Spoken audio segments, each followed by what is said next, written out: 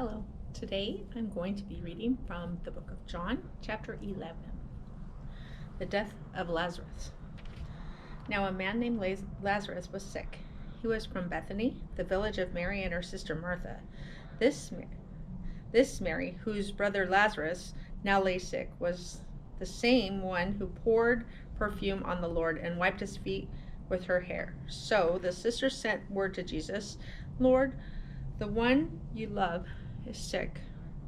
When he heard this, Jesus said, "This sickness will not end in death. No, it is for God's glory, so that God's Son may be glorified through it."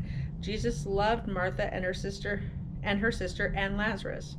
Yet, when he heard that Lazarus was sick, he stayed where he was for 2 more days. Then he said to his disciples, "Let us go back to Judea." "But Rabbi," they said, "a short while ago the Jews tried to stone you, and yet you are going back there?" Jesus answered, "Are there not 12 hours of daylight? A man who walks by day will not stumble, for he sees by this world's light.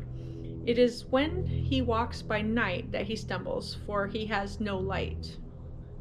After he said this, he went on to tell them, "Our friend Lazarus has fallen asleep, but I am going there to wake him up." His disciples replied, "Lord, if he sleeps, he will get better." Jesus had been speaking of his death, but his disciples thought he meant natural sleep. So then he told them plainly, "Lazarus is dead, and for your sake, I am glad I was not there, so that you may believe, but let us go to him." Then Thomas, called Didymus, said to the rest of the disciples, Let us also go, that we may die with him." Jesus comforts the sisters. On his arrival, Jesus found that Lazarus had already been in the tomb for 4 days. Bethany was less than 2 miles from Jerusalem, and many Jews had come to Martha and Mary to comfort them in the loss of their brother. When Martha heard that Jesus was coming, she went out to meet him, but Mary stayed at home. "Lord," Martha said to Jesus, "if you had been here, my brother would not have died. But I know that even now God will give you whatever you ask." Jesus said to her, "Your brother will rise again." Martha answered, "I know he will rise again in the resurrection at the last day." Jesus said to her, "I am the resurrection and the life. He who believes in me will live, even though he dies. And whoever lives and believes in me will never die. Do you believe this?" "Yes, Lord," she told him. "I believe that you are the Christ, the Son of God, who was to come into the world." And after she said this, she went back and called her sister Mary aside. "The teacher is here," she said, "and is asking for you."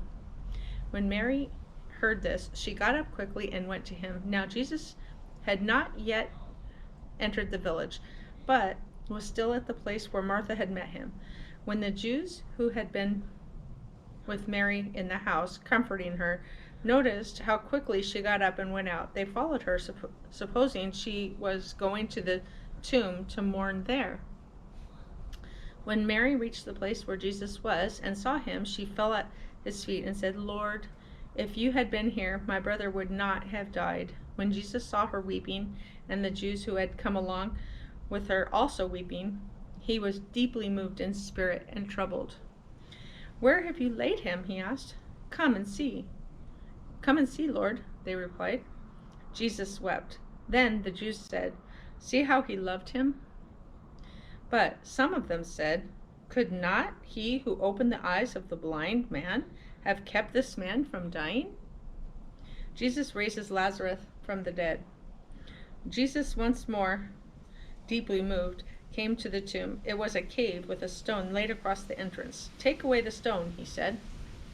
"But Lord," said Martha, the sister of the dead man, "by this time there is a bad odor, for he has been there for 4 days."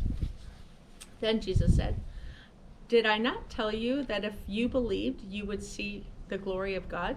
So they took away the stone. Then Jesus looked up and said, "Father, I thank you that you have heard me. I knew that you always hear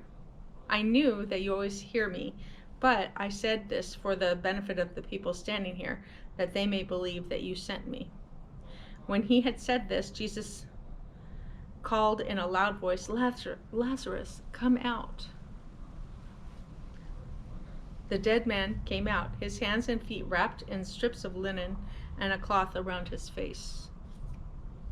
Jesus said to them, "Take off the grave clothes and let him go."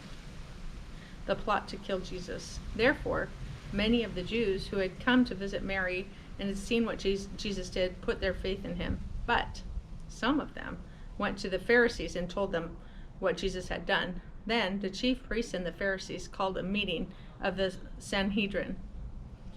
"What are we accomplishing?" they asked. "Here is the man performing many miraculous signs. If we let him go on like this, everyone will believe in him, and then the Romans will come and take away both our place and our nation." Then one of them, named Caiaphas, who was a high priest that year, spoke up. "You know nothing at all. You do not realize that this is better for you, that one man die for the people than the whole nation perish." He did not say this on his own, but as high priest that year he prophesied that Jesus would die for the Jewish nation, and not only for that nation, but also for the scattered children of God, to bring them together and make them one. So from that day on, they plotted to take his life. Therefore, Jesus no longer moved about publicly among the Jews. Instead, he withdrew to a region near the desert, to a village called Ephraim, where he stayed with his disciples. When it was almost time for the Jewish Passover, many went up from the country to Jerusalem for the ceremonial cleansing before the Passover. They kept looking for Jesus, and as they stood in the temple area, they asked one another, "What do you think? Isn't he coming to the feast at all?" But the chief priests and Pharisees had given orders that if anyone found out where Jesus was, he should report it so that they might arrest him. Thank you.